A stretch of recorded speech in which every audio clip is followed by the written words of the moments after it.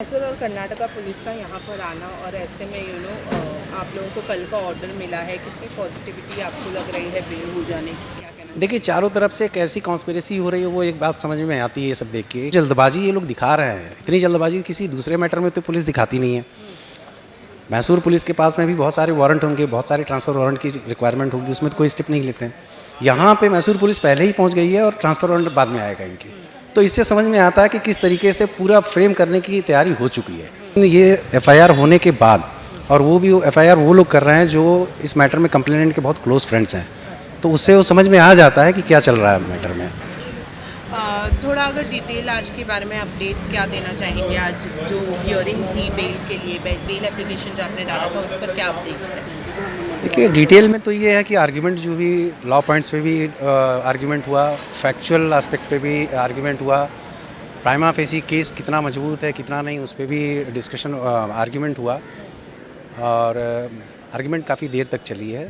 और तीनों तरफ से, पब्लिक प्रोसिक्यूटर, राखी के लॉयर और मेरी तरफ से। ओके, इस पूरे मामलात में जो कर्नाटक और मैसूर का केस उठाया गया है, मतलब अपोजिशन की तरफ से, उस बारे में क्या कहना चाहेंगे आप? देखिए, जो भी दूसरे केस हैं, पहला तो ये वो टैक्टफुली जो है प्री प्लान मैनर में वो फ्रेम किया गया है मेरे क्लाइंट को, क्योंकि अगर कोई ऐसी कंप्लेंट होती पहले हो जानी चाहिए थी। लेकिन ये एफआईआर होने के बाद, और वो भी एफआईआर वो लोग कर रहे हैं जो इस मैटर में कंप्लेनेंट के बहुत क्लोज फ्रेंड्स हैं, तो उससे वो समझ में आ जाता है कि क्या चल रहा है मैटर में। ओके, एक केस ऐसा भी उठाया गया है जहाँ पे ये भी उन्होंने आरोप लगाया है कि आदिल किसी लड़की के साथ में रहते थे, लिव इन में थे, उनके रेसिडेंट में रहते थे, एंड देन उनको भी उन्होंने इसी तरह से चीट किया है जिस तरीके से राखी को चीट किया है। अब पता नहीं, वो लोग तो बहुत सारे एलिगेशन कर रहे हैं, किस लड़की के बारे में बोल रहे हैं वो मुझे समझ में नहीं आता। और अभी फ़िलहाल एक लड़की के बारे में यहाँ पे वो बयान दे रही हैं, तो ऐसा कुछ मेरी नॉलेज में तो नहीं है।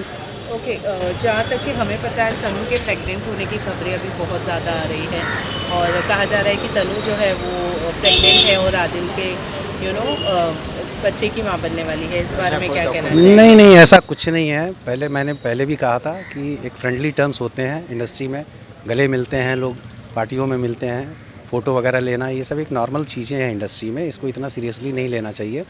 और जहाँ तक तन्नू की बात है, तो जो इन्फॉर्मेशन मुझे है वो सिर्फ़ और सिर्फ फ्रेंड है आदिल की, और ये प्रेगनेंसी वगैरह की खबरें जहाँ तक हैं, मुझे नहीं लगता है कि ऐसी खबरें किसी भी लेडी के लिए ऐसा पब्लिकली बोलना और उसको डिफेम करना, उसके कैरेक्टर को असैसिनेट करना, ये किसी भी हालत में ठीक नहीं है ये। वेल, अगर मैं बात करूं आपकी, तो कहा जा रहा है कि आदिल को बहुत सारी लग्जरी लाइफस्टाइल दी जा रही है बावजूद इसके कि वो जेल में है। इस बारे में क्या कहेंगे? देखिए, मैंने वही बोला ना कि एलिगेशंस तो बहुत सारे लग रहे हैं। हाँ। अब उसको प्रैक्टिकल देखना भी ज़रूरी है कि उसको लग्जरी लाइफ कैसे मिल सकती है। जेल में जैसे आम कैदी होते हैं वैसे वो भी है। बीच में मुझे ये भी पता चला था कि किसी ने बताया था मुझे कि शायद उसकी तबीयत ख़राब हो गई है और वो वहाँ पे कॉप अप नहीं कर पा रहा है, खाने वगैरह का वो है। तो अगर लग्जरी लाइफ दी जाती तो फ़िलहाल तो ये सिचुएशन नहीं आती उसकी। राइट। एक केस के आदिल के वकीलों का कहना है कि वो आदिल जो है वो एक केस के लिए वांटेड भी है। इस बारे में अगर कुछ बताना चाहें आप? नहीं, देखिए, वांटेड, मैंने बताया आपको कि वांटेड होना और किसी के अगेंस्ट में वारंट निकलना दोनों अलग चीज़ें हैं। वांटेड इंसान तब होता है जब कोर्ट वारंट इशू करने के बाद भी रिपीटेडली वो एग्जीक्यूट नहीं हो पाता है किसी भी रीज़न से, और उसके बाद प्रोक्लामेशन कोर्ट निकालता है। प्रोक्लामेशन एक नॉर्मल प्रोसीजर है। प्रोक्लामेशन जब निकालता है तब आप उसको बोल सकते हैं कि प्रोक्लेम्ड ऑफेंडर है, मतलब भगोड़ा है या जो वो। उसके बाद फिर अटैचमेंट की का जो प्रोसीजर है वो किया जाता है। यहाँ पे इस केस में ऐसा है कि 138 का कंप्लेंट है कोर्ट के सामने, आपका मैसूर कोर्ट के सामने, जिसमें ये शायद किसी रीज़न से अपीयर नहीं हो पाया होगा, तो कोर्ट ने वारंट इशू किया है। और ये कोर्ट का एक नॉर्मल प्रोसीजर है, वो जैसे ही वो अपीयर होगा वारंट कोर्ट जो है कैंसिल कर देता है उसको।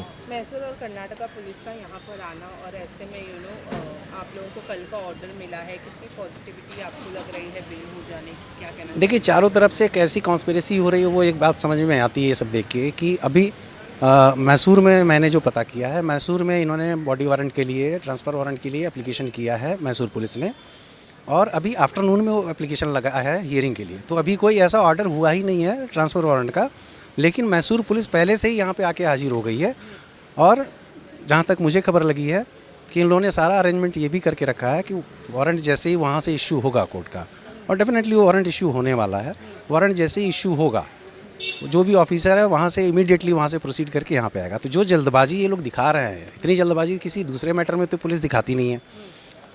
मैसूर पुलिस के पास में भी बहुत सारे वारंट होंगे, बहुत सारे ट्रांसफ़र वारंट की रिक्वायरमेंट होगी, उसमें तो कोई स्टेप नहीं लेते हैं। यहाँ पे मैसूर पुलिस पहले ही पहुँच गई है और ट्रांसफ़र वारंट बाद में आएगा इनकी।